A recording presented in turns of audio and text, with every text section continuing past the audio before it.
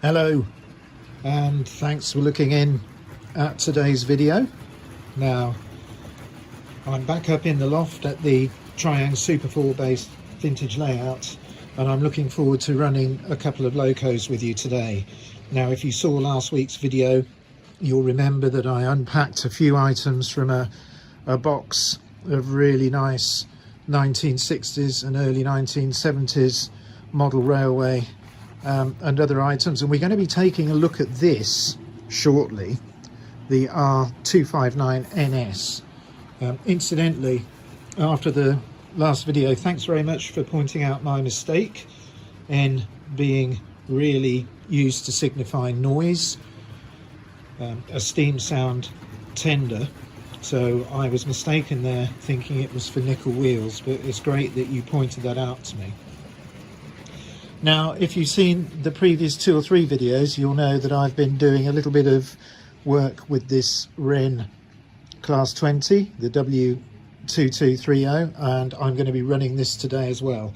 Now, in the background, just trundling around the layout, is the Hornby 00 version of the Class 20, and in a little while we're going to swap them over. So I just thought we'd take a final look at this loco. Now it's been sort of refurbished, a very light refurbishment, so I'm just going to get it out of the box, just remove these packing rings. Now,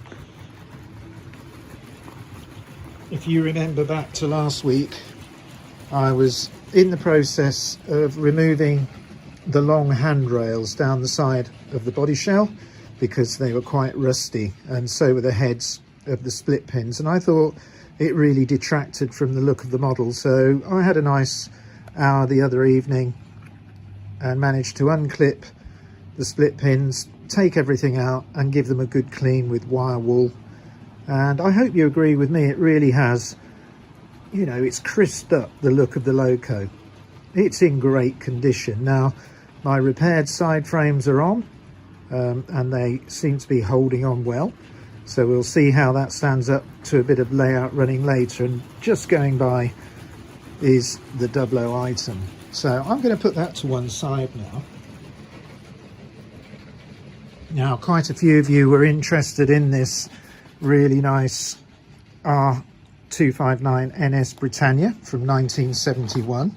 So I'll just slip the sleeve off. I've done very little to it. I did just have it on the rolling road. If you look on the Instagram channel, there's a few seconds of it on there. But I have changed the nameplates back to Britannia. I found them in the box, and I just decided to sort of return it to original. Now, if it had been a sealed box, I'd have left it alone, but someone's already been playing with this item, so I think it's going to be looking good on the layout, and we're going to run it.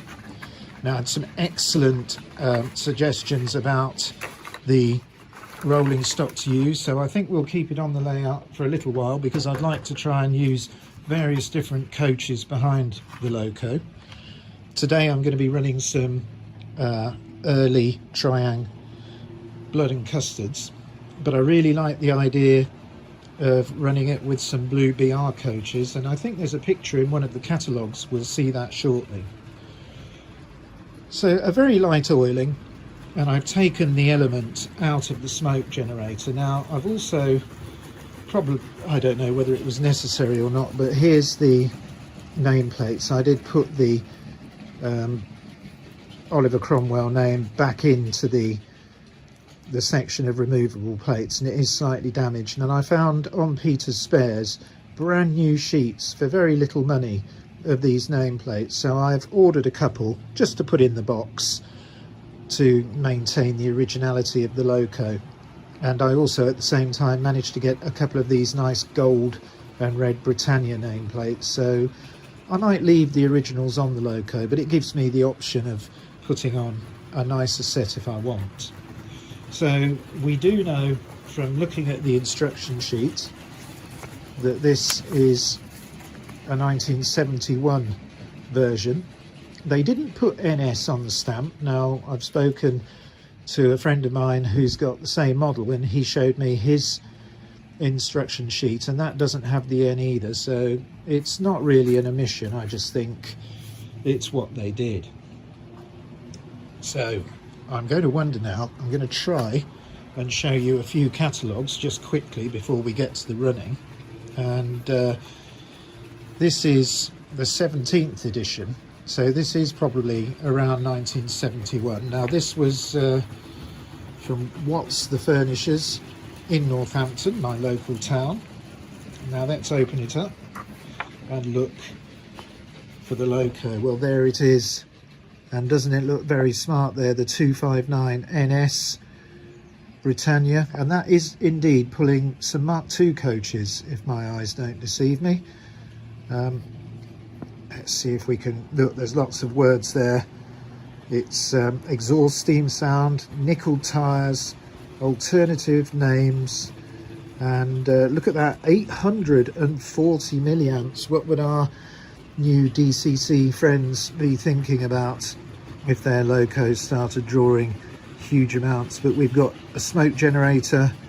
I think we've got a little bit of magnesium there, and I think that must mean some sound. So let's check the prices out. So we're going back now just to the cusp of decimalisation. So let's look at the price list. This is the 1st of January 1971. So let me see if I can pick out the loco. Here we have it. Look, oh no, that's Princess Elizabeth. That's the one we want. 259 462 class loco Britannia, and it's got the R.259NS tender with exhaust steam sound, and it's priced at £6.25, 125 shillings. So yep, that's the 1971 price. So let's go forward a year instantly and look at that. A lovely, another one of the Terence Cuneo pictures, but a particular favourite Condor. I think that's a Kobo, but it's a beautiful looking rendition, and it's nice to see that the driver still has the benefit of a windscreen in that. But here we are in trying Hornby land in 1972. There doesn't appear to be a stamp on this. Let's open it up.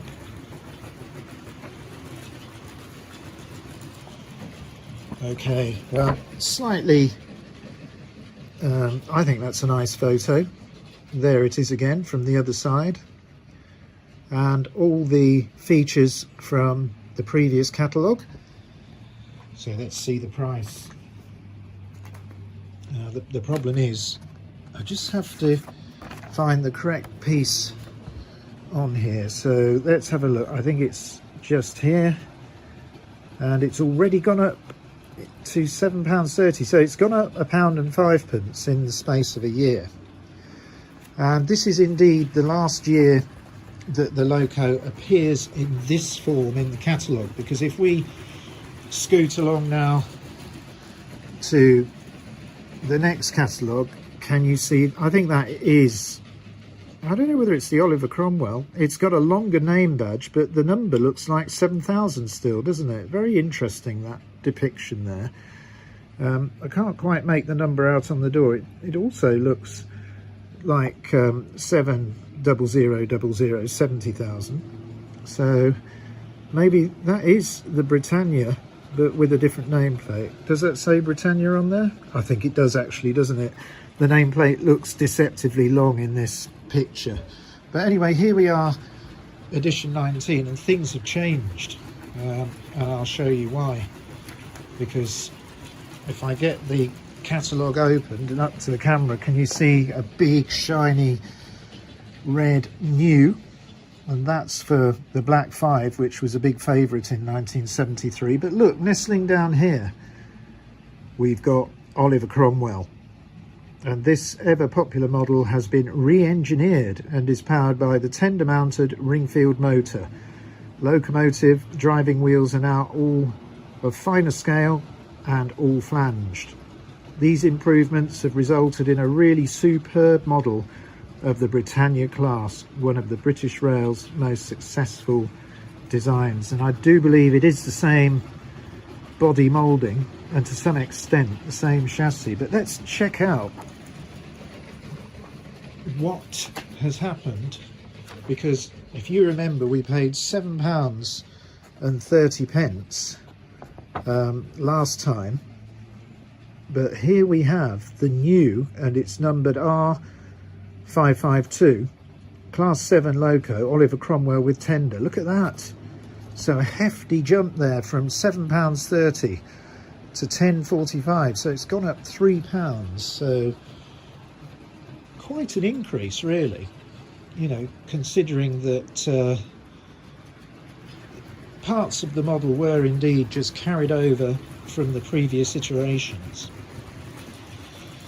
Now, we have had the tender drive Oliver Cromwell on the layout a little while ago, but I think it'll be time to get it out again soon, because we're going to be running quite a few Triang Hornby items in the next few weeks, so I think I will be getting that out again.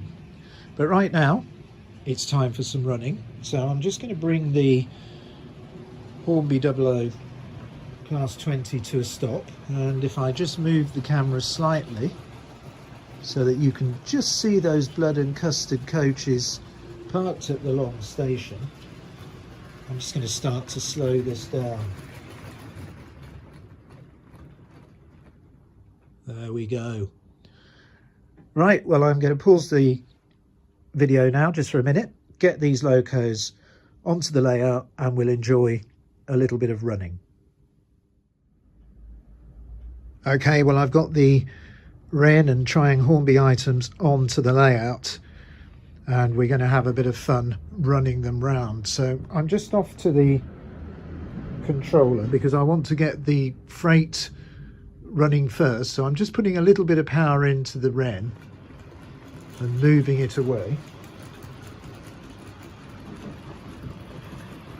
And it really is running very well now.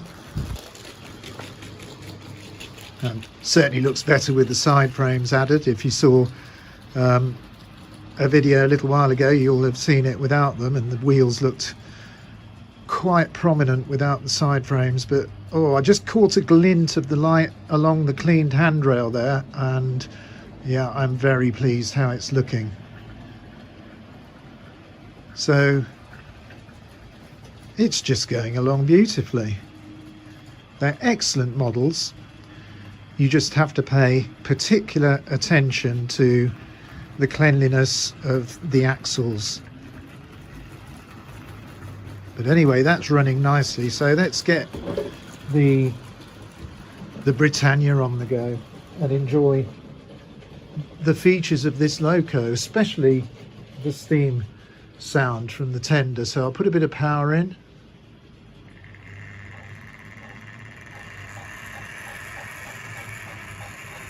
Now, rather disappointingly, the steam sound is slightly overshadowed by the motor on this model, which is indeed quite noisy. Now, some of these Triang Hornby models with the XO4 motor are noisier than others, but I think I'd have been a bit disappointed if I'd have bought this home from the shop and it was quite as noisy as this. But I'm not going to worry about it, because I think we'll perhaps just swap over the motor to my 5-pole bull race motor. So we'll run it round just a little bit with its original motor.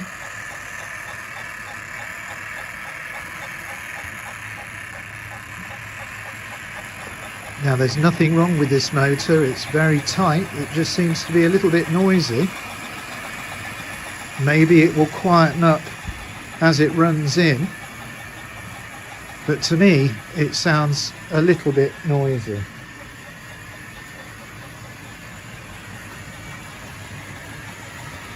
Well, I've just put a little bit more power on to the Britannia.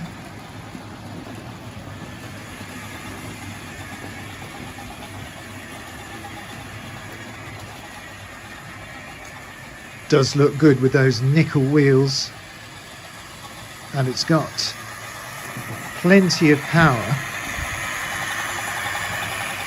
Okay, I think what I'm going to do now is just let it come round again and bring it to a stop, and I'm just going to swap the motor.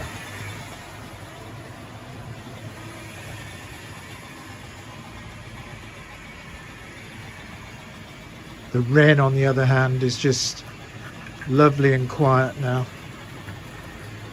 So here comes the Britannia, just about to pull alongside the long station.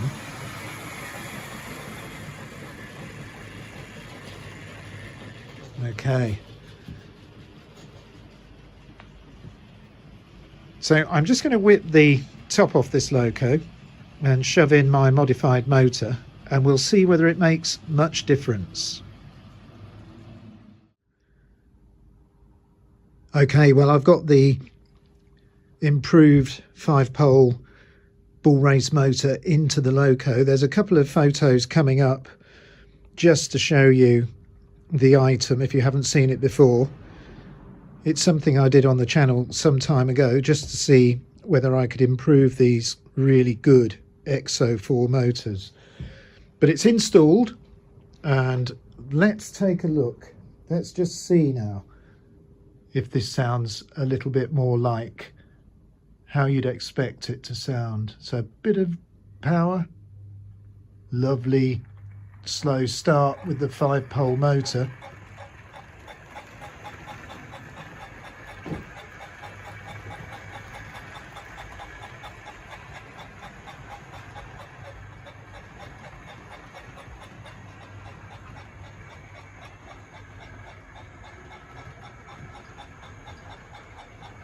Right, I'm just going to put a little bit more power on. Let's catch up with it now over as it comes through the large station, and I'll just keep quiet so you can listen to the loco.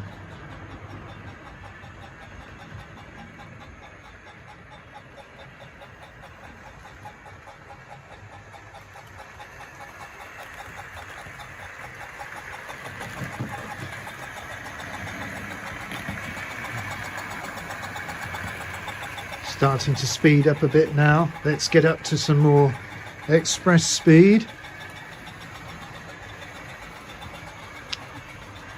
I honestly think that's completely different. You can really hear the chuffing from that tender.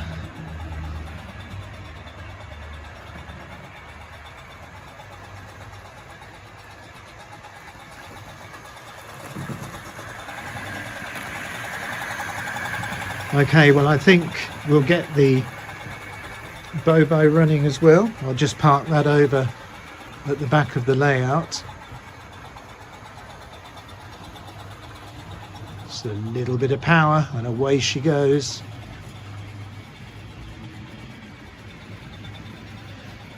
Now, I know some of these gimmicks can get a bit tiring, but it's chuffing away nicely. So we've got some sound on this early Triang Hornby loco, and it's pulling that rake of coaches really well. I've certainly had fun getting this out and running it. I'll just have to remember to put the other motor back in when I pack it away, but like I say, I think I'm going to keep it on the layout for a little while, so maybe next week we'll take a look at the motor and just find out why it's quite so noisy.